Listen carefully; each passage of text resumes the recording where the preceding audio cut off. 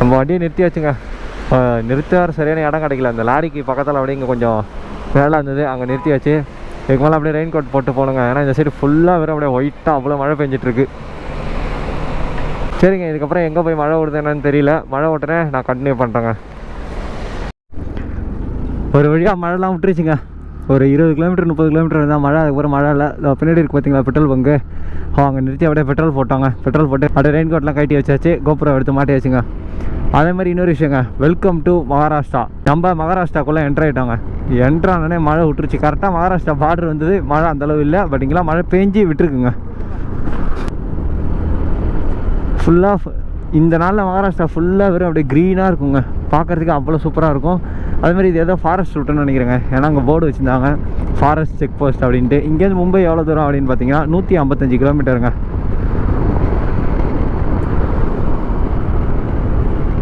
Hill ஸ்டேஷன்லாம் வர ஆரம்பிச்சிச்சுங்க. ரொம்ப நாளுக்கு அப்புறம் பச்சை பசேர்னு இருக்க ஹில் ஸ்டேஷன் இப்போ தாங்க பார்க்குறோம். இவ்வளோ நாள் ஃபுல்லாக பாலைவனம் அப்படின்லாம் காஞ்சி போன ஹில் ஸ்டேஷனாக இருந்துச்சு. இது வரைக்கும் பார்த்தீங்களா எல்லாம் பச்சை பசேர்னு இருக்க ஹில் ஸ்டேஷனுங்க இதெல்லாம். இந்த ரூட்டு நான் ஏன் பகலில் வரணும் அப்படின்னு சொன்னேன்னு பார்த்தீங்கன்னு வச்சுக்கோங்களேன், இந்த சீனரிஸ்க்காக தாங்க. இதை பார்க்கும்போது அவ்வளோ சூப்பராக இருக்குங்க இந்த ஏரியாலாம். மகாராஷ்டிராவில் நிறைய டூரிஸ்ட் பிளேஸு, நிறைய ஹில் ஸ்டேஷன்லாம் இருக்குங்க. இப்போ நம்ம எங்கேயும் மகாராஷ்டிரா ஸ்டேட்டுக்குள்ளே அந்த மாதிரி ஹில் ஸ்டேஷன்லாம் போகிறதில்ல. ஆனால் கண்டிப்பாக ஒரு டைம் வருவாங்க. ஏன்னா மகாராஷ்டிரா அவ்வளோ பெரிய ஸ்டேட்டுங்க. அதேமாதிரி சுற்றி பார்க்கறதுக்கு நிறைய இடம் இருக்குது. இப்போ நம்ம மும்பை தாங்க போக போகிறோம். மும்பைக்கு அப்புறம் மும்பையை தாண்டி அப்படியே வெளில போய் கோவா ரூட் எடுத்துருவாங்க. இங்கே ஜியோலேருந்து மெசேஜ் வரும்போது என்ன அப்படின்னு பார்த்தீங்கன்னா, வெல்கம் டு மகாராஷ்டிரா அண்ட் கோவான்னு இருந்துச்சுங்க. ஏன்னு பார்த்தீங்கன்னா மகாராஷ்டிராக்கு அடுத்து பார்த்தீங்கன்னா யூனியன் டெரிட்டரி கோவாங்க. அதாவது தமிழ்நாட்டுக்கு எப்படி பாண்டிச்சேரி இருக்கோ, பாண்டிச்சேரி காரைக்கால், அந்த மாதிரி இங்கே மகாராஷ்டிராவுக்கு வந்து கோவாங்க யூனியன் டெரிட்டரி.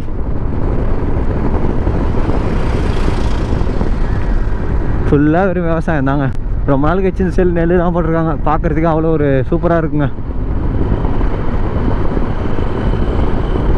அதுமாதிரி வண்டி ஃபுல்லாக வெறும் அழுக்கு, ஹெல்மெட் வைசர் ஃபுல்லாக வெறும் அழுக்கு. என்ன காரணம் அப்படின்னு பார்த்தீங்கன்னு வச்சுக்கோங்களேன், அந்த லாரியிலேருந்து இந்த வீல்லேருந்து அடிக்கும் தெரியுமாங்க. அதாவது மழை பெய்யலன்னு வச்சுக்கோங்களேன், வெறும் தூசியாக அடிக்கும் இந்த லாரியிலேருந்து. மழை பெஞ்சதுன்னு வச்சுக்கோங்களேன், அது அப்படியே தண்ணியோட கலந்து அடிக்கும்போது நமக்கு ஒன்றும் தெரியாது. அதுக்கப்புறம் அது காயும் போது தான் தெரியும். வெறும் அழுக்காக இருக்குங்க அப்படியே ஃபுல்லாக.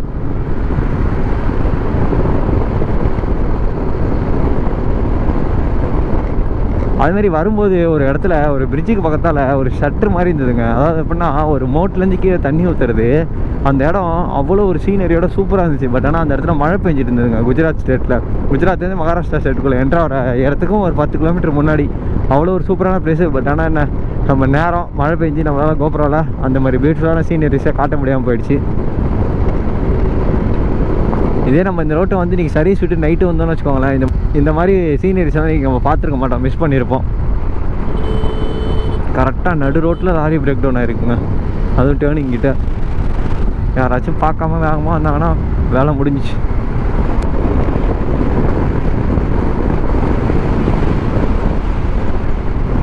அந்த சைட்லாம் பெரிய பெரிய ஹில் ஸ்டேஷன் இருக்குங்க. பட் ஆனால் மேகம் மறைச்சிட்ருக்கு, வெள்ளையாக இருக்கிறதுனால சரியாக தெரிய மாட்டேது. எனக்கே லைட்டாக தான் தெரியுது.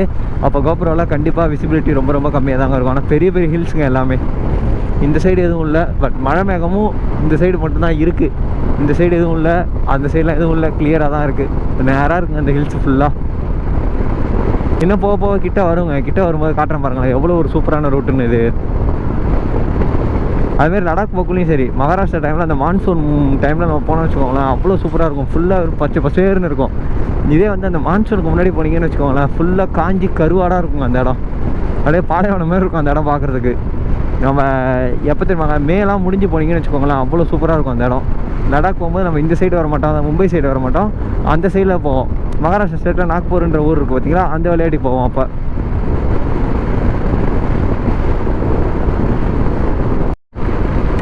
இந்த லொக்கேஷன்லாம் பியூட்டிஃபுல்லாக இருக்குது. உங்கள்கிட்ட காட்டிக்கிட்டே போகலான்னு ஆசைப்பட்டால் அது நடக்காது போல் இருக்குங்க. மும்பை நம்மளை அற்புதமாக வரவேற்றுட்ருக்குங்க. இங்கேருந்து மும்பை பார்த்திங்கன்னா ஒரு 130 கிலோமீட்டர்ஸ் தான். பட் அகெயின் மழை பெய்ய ஸ்டார்ட் ஆகிடுச்சுங்க. இதுக்கு அந்தாண்டெலாம் மழை கிடையாது, இதுலேருந்து மழை ஸ்டார்ட் ஆகிடுச்சுங்க.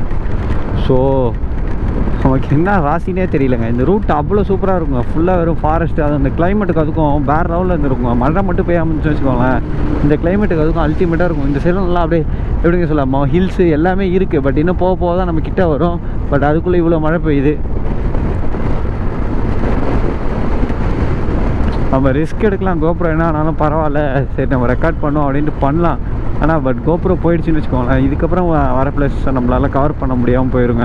இப்போ 1-2 தூருது, பிரச்சனை இல்லை. அப்படியே இருந்துச்சுன்னா நான் கண்டினியூ பண்ணுறேன். அப்படி ரொம்ப மழை பெஞ்சிச்சுன்னா எங்கேயாச்சும் நிறுத்தி கோப்ரோ உள்ளே வச்சுருவாங்க கண்டிப்பாக. அந்த சைடெலாம் ஃபுல்லாக வெறும் அப்படியே ஒயிட்டாக இருக்குங்க, ஃபுல்லாக வெறும் ஹில்ஸ் தான். பட் ஆனால் நான் அந்தளவுக்கு தெரியல, ஃபுல்லாக இந்த மழை மேகம் மறைச்சிட்ருக்கு. பட் இந்த ரூட் அவ்வளோ அல்டிமேட்டாக இருக்குங்க. நாங்கள் போனதுலேயே இந்தளவு அல்டிமேட்டான ரூட் எதுவுமே இல்லை. பார்க்குறதுக்கு அவ்வளோ ஒரு சூப்பராக இருக்குது. அதுமாதிரி ரசிச்சுக்கிட்டே போயிட்டுருக்கோம்.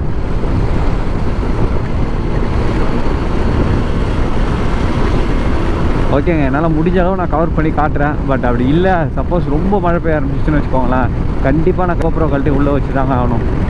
இப்போயே மழை நல்லா தான் பெஞ்சிட்ருக்கு, இருந்தாலும் பரவாயில்ல, நான் ஷூட் பண்ணிகிட்ருக்கேன். இந்த சைடெலாம் வானம் மேகமே இல்லைங்க, மழை இல்லை. நம்ம போகிற சைடு மட்டும்தான் மழை.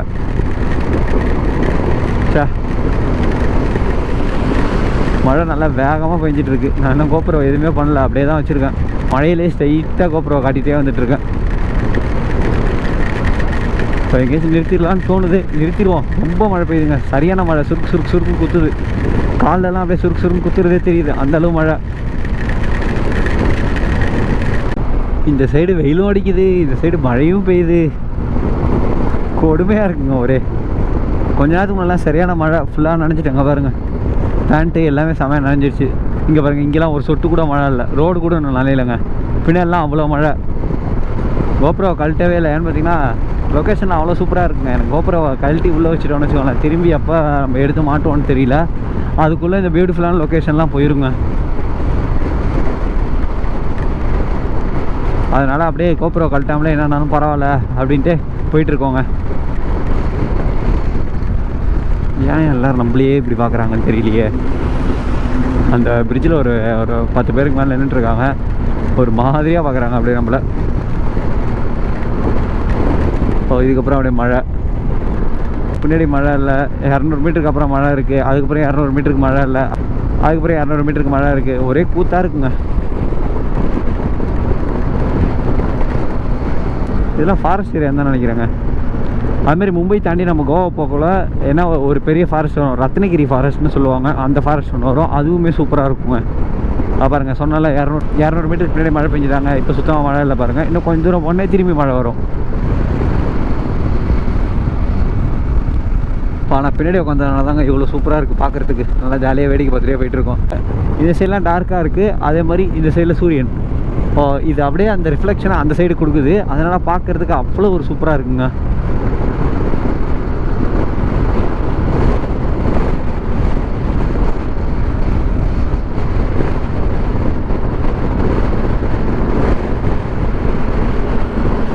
லொக்கேஷனை பாருங்க, செம்ம சூப்பராக இருக்குங்க. வெறும் ஹில்ஸு, அதுவும் இந்த ரோடு பெண்டாகி போகிறது பார்க்குறதுக்கு அவ்வளோ சூப்பராக இருக்குங்க. இந்த சைடு பாருங்களேன் எப்படி இருக்குன்னு. அந்த இடம் மட்டும் லைட்டாக எல்லோவாக இருக்குது, இந்த சைடெலாம் வானம் இருட்டிகிட்டு இருக்கிறதுக்கும் பார்க்குறதுக்கு அவ்வளோ சூப்பராக இருக்குங்க. ஸோ அப்படியே ஒரு மியூசிக்கோடு போடுறேன், இந்த இடத்த பார்த்து ரசிங்க கொஞ்ச நேரம்.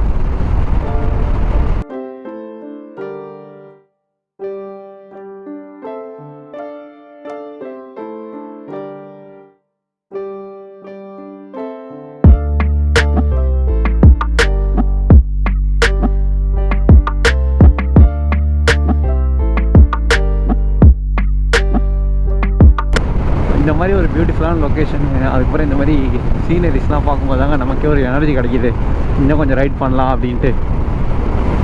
இந்த மாதிரிலாம் இருந்துச்சுன்னா கண்டிப்பாக நான் வண்டியிலே வீட்டுக்கு போயிடுவேங்க. எப்பயுமே நான் வண்டியில் தான் வீட்டுக்கு போகிறேன், ஃப்ளைட்டில் போகிற மாதிரிலாம் எனக்கு ஐடியா இல்லை. எனக்கு டிக்கெட்டும் புக் பண்ணல, இதுக்கு மேலே புக் பண்ணாலும் சேம் ஃப்ளைட்டில் கிடைக்குமான்னு தெரியல. மேக்ஸிமம் வண்டி தாங்க.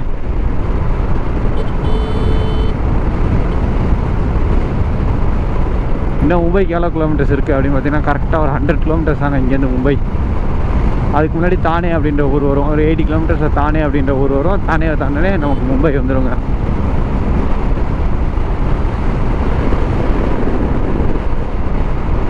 நான் உங்கள்கிட்ட ஒரு ஊர் பேர் சொன்னேன் பார்த்தீங்களா, விரார் அப்படின்னு ஒரு ஊர் பேர் சொன்னேன் பார்த்தீங்களா, அந்த ஊருக்கிட்ட இருக்கும்னு நினைக்கிறேங்க. அப்போ கரெக்டாக இப்போ டைம் என்னாச்சு அப்படின்னு பார்த்தீங்கன்னா கரெக்டாக 5 o'clock ஆகுதுங்க. இன்னும் மும்பை ஏர்போர்ட்டுக்கு எவ்வளோ தூரம் இருக்குது அப்படின்னு பார்த்தீங்கன்னா 56 கிலோமீட்டர்ஸ் இருக்குங்க. ஸோ இந்த கடையில் டீ பிரேக் எடுக்கலாம் அப்படின்னு சொல்லிட்டு நிப்பாட்டினோம். டீலாம் குடிச்சு முடிச்சுட்டு அப்படியே கிளம்பியாச்சு. இப்போ டைம் என்ன அப்படி பார்த்தீங்கன்னா 6 o'clock ஆகுதுங்க. ஏன் இவர் குறுகுறுன்னு பார்க்குறாருன்னு தெரியலையே. போலாமா?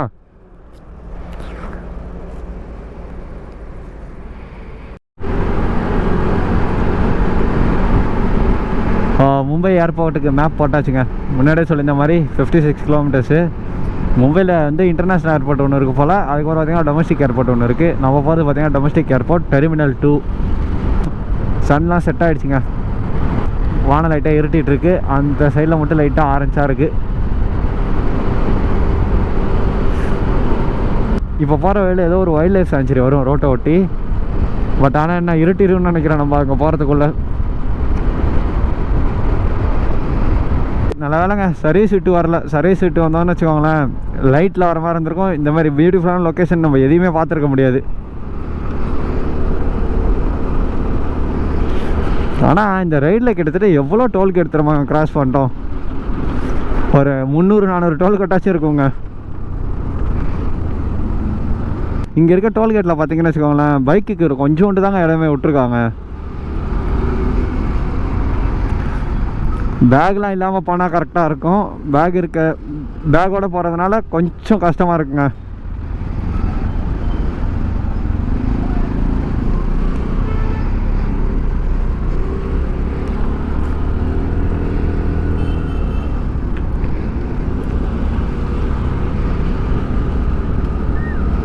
போலீஸ் பிடிச்சிட்டு இருக்காங்க போல். கார்லாம் நிறுத்தி செக் பண்ணிட்டு இருக்காங்க.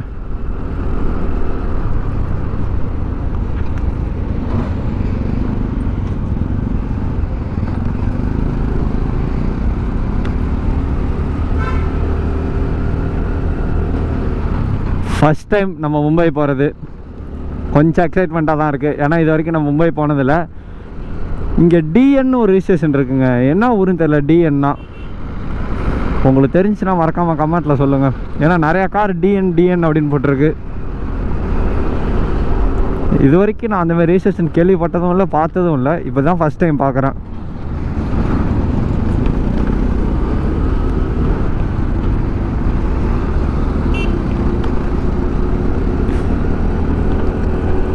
மும்பையிலையும் கொடூரமான டிராஃபிக் இருக்குங்க கண்டிப்பாக.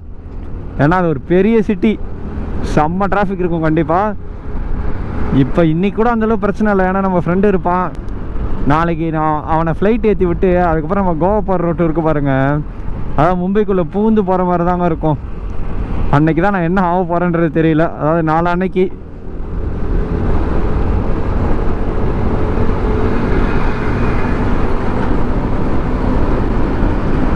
இன்னும் 54 கிலோமீட்டர் போக 1 hour 27 minutes தான் காட்டுது.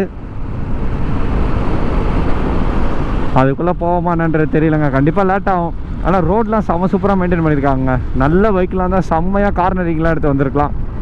நம்ம வண்டியெலாம் கார்னரிங்லாம் எதுவும் பண்ண முடியாது. ஏன்னா சின்ன சின்ன வீலு.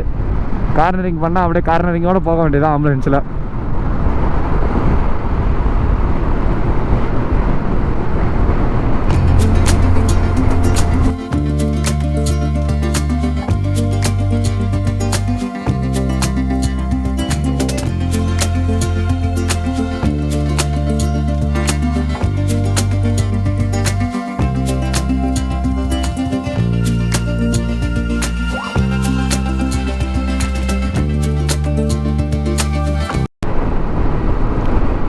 நம்ம தானே போய் போகிற ரூட்டு ஒன்று இருக்குது, தானே போகாமல் போகிற ஒரு ரூட்டு ஒன்று இருக்குங்க. அதான் மும்பைக்கு போகிறதுக்கு முன்னாடி நம்ம தானே போய் போகிறோன்னு சொல்லியிருந்தோம் பார்த்தீங்களா. இப்போ அந்த ரூட் எடுக்க போகிறதில்ல. ஏன்னா மேப்பில் வந்து 2 ரூட்டு காட்டுது. தானேக்குள்ளே போய் போனோன்னா கொஞ்சம் டைமிங்கும் வேஸ்ட் ஆகும். அதே மாதிரி ஹைவேல போக முடியாது. அந்த ஊருக்குள்ளே போய் போகிற மாதிரி இருக்கும் தானேக்குள்ளே. நம்ம தானேக்குள்ளே போகிறதில்ல, ஸ்ட்ரைட்டாகவே ஹைவே இருக்குங்க நம்ம ஏர்போர்ட்டுக்கு. சத்ரபதி ஏர்போர்ட்டோ என்னமோ போட்டிருந்துச்சு, என்னன்றது பேர் தெரியலங்க. வெயிட் பண்ணுங்க, நான் போய்ட்டு நைட்டு ரூம் போயிட்டு அந்த ஏர்போர்ட் பேர் என்னன்றதை பார்த்து சொல்கிறேன்.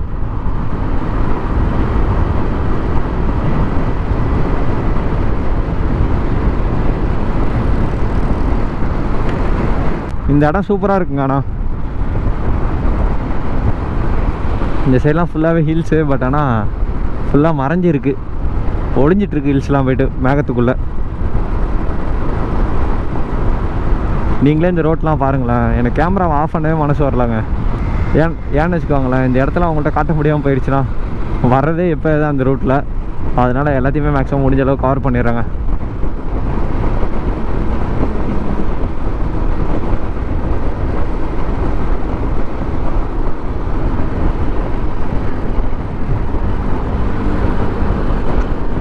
இந்த ரோட்டில் நம்மளே ஒரு 60 கிலோமீட்டர் ஸ்பீடில் போயிட்டுருக்கோம். லாரிலாம் கிட்டத்தட்ட 100 கிலோமீட்டர் ஸ்பீடில் போகிறாங்க. நல்லா வேகமாக போயிட்டுருக்காங்க. வர்றதும் அந்த மாதிரி ஆப்போசிட்டில் செம ஃபாஸ்ட்டாக தான் வந்துட்டுருக்காங்க.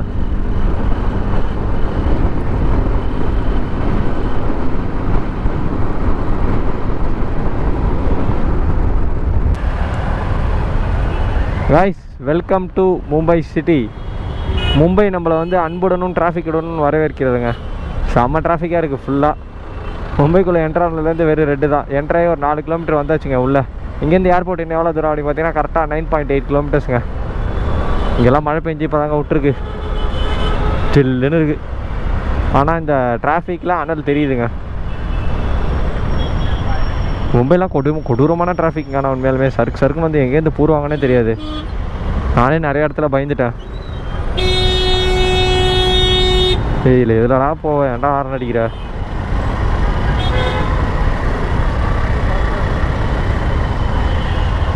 இந்த பேக் வச்சுட்டு இது உள்ளே பூந்து போகிறதுக்குள்ளே மண்டை வெடிக்குதுங்க.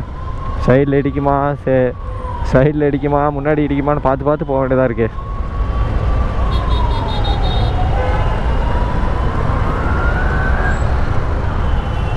இங்கே இருக்க பில்டிங்லாம் சக்க பெருசாக இருக்குங்க. எப்படி பார்த்தாலும் ஒரு 30-40 ஃப்ளோர் இருக்கும் போல்.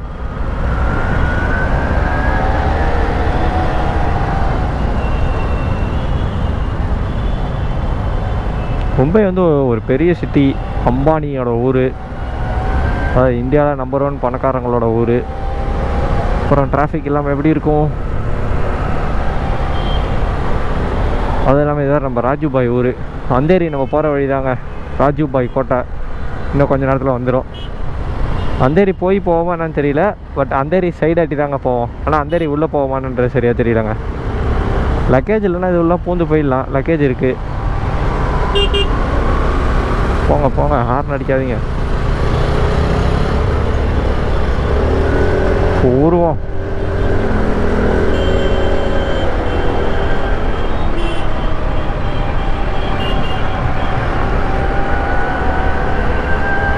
இங்கே வேறு சிட்டிலலாம் மெட்ரோவில் போகிறது தாங்க பெஸ்ட்டு.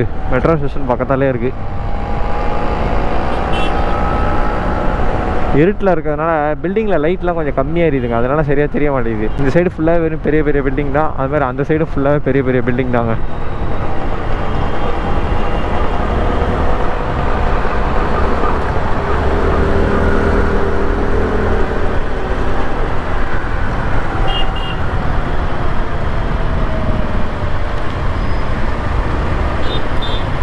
இப்போ ஏர்போர்ட்டுக்கிட்ட போய் தாங்க ஸ்டே பண்ண போகிறோம் இன்றைக்கி. ஏன்னு பார்த்தீங்கன்னா ஏர்போர்ட்டுக்கிட்டே ரூம் எடுத்தால் தான் நமக்கு நாளைக்கு ஃப்ளைட் ஏற்றி கொடுத்து கொஞ்சம் ஈஸியாக இருக்கும்.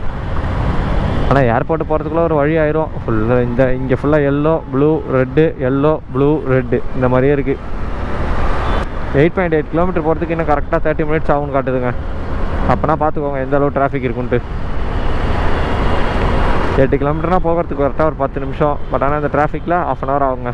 நம்ம ஏர்போர்ட்கிட்ட போயிட்டு அங்கே ரூம் தேடி ரூம் எடுத்து இன்றைக்கி போய் நம்ம ஸ்டே பண்ணுறதுக்குள்ளே நூல் ஆகிடுவாங்க. இப்போ டைம் என்ன அப்படி பார்த்தீங்கன்னா 7:25 ஆகுதுங்க கரெக்டாக. அந்த ஏர்போர்ட் பேர் என்ன அப்படின்னு பார்த்தீங்கன்னா சத்ரபதி சிவாஜி மகாராஜா ஏர்போர்ட். அந்த ஏர்போர்ட்டுக்கு தான் இப்போ நம்ம போயிட்டுருக்கோம்.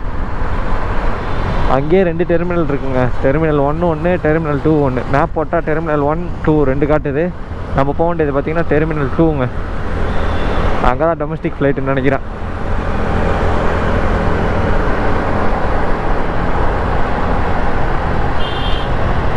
இந்த பேண்ட்ரா தாராவி அப்படின்ற இடம்லாம் எங்கே இருக்குன்னு வேறு தெரியல. இன்னும் போர்டு எதுவும் வரல. இந்த டொமஸ்டிக் ஏர்போர்ட் இன்னும் 7 கிலோமீட்டர் காட்டுது. மேப்பில் 7.8 கிலோமீட்டர்னு காட்டுது.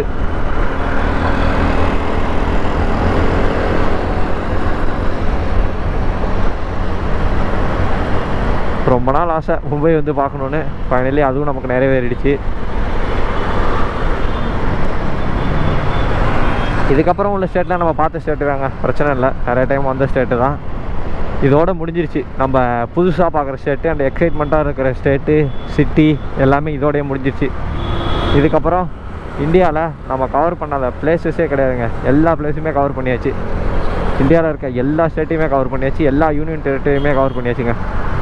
அதுவும் 21 ஏஜுக்குள்ளே, அதுவும் இந்த 1.5 வருஷத்தில் பண்ணியிருக்கேன் எல்லாத்தையுமே.